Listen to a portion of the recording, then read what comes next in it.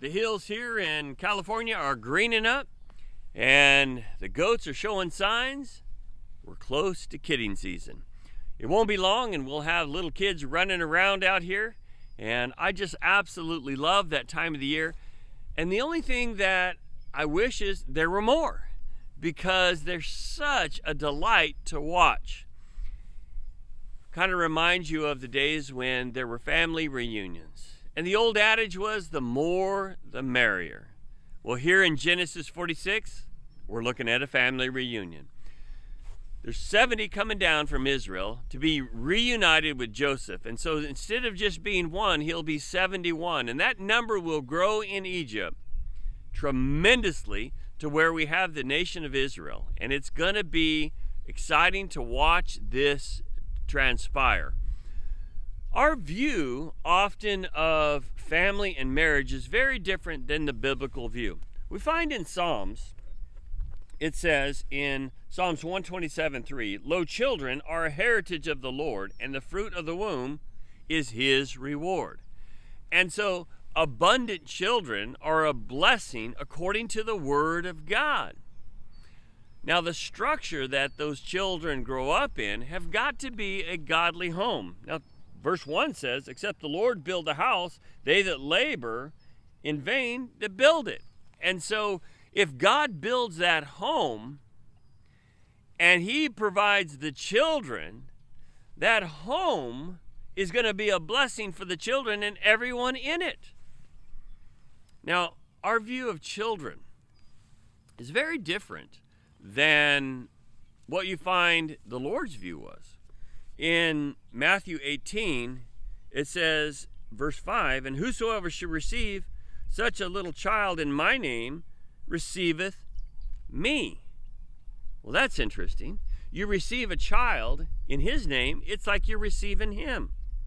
But then he goes on and he says in verse 6, "But whosoever shall offend one of these little ones, which believeth in me, it better for him that a millstone hung around his neck, and he should be drowned in the depth of the sea." And so you see that the Lord had a very high view of children. They were a heritage. They were a blessing unto the Lord. They weren't seen as negative. Now, I do understand that there are people today that they kind of let their children kind of rule the home. I understand that. But as a society, it astounds me how poorly we treat the weakest of society. You take a look at the numbers of abortions, child trafficking, it's heartbreaking. The abuse, those that enter into the foster program, it breaks your heart.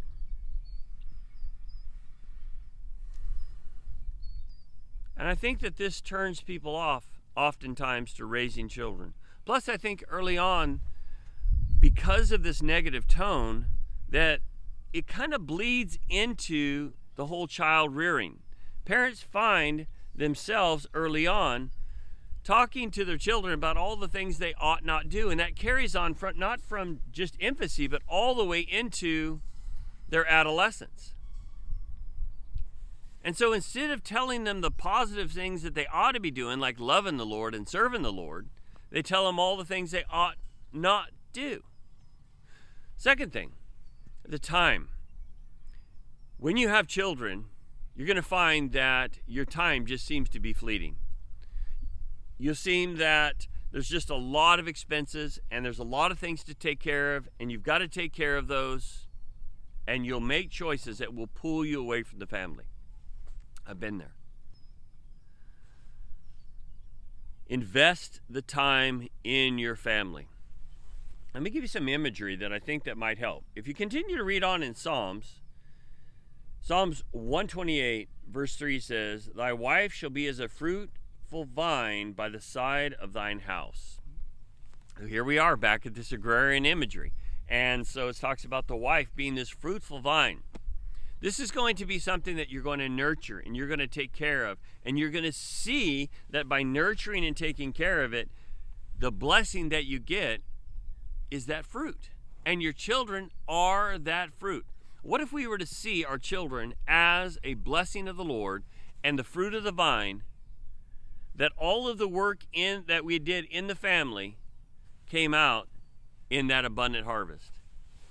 Would that change things dramatically? Absolutely. I think we take too many cues from the world.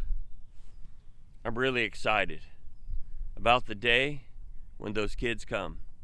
It's going to be a blessing. It's not the whole reason why we have the goats, but I'm telling you what, it's a real highlight. And I'm going to say that we ought to learn from the things that God has shown us. May God bless you. Thank you so much for watching, sharing, and liking these. You have a great day.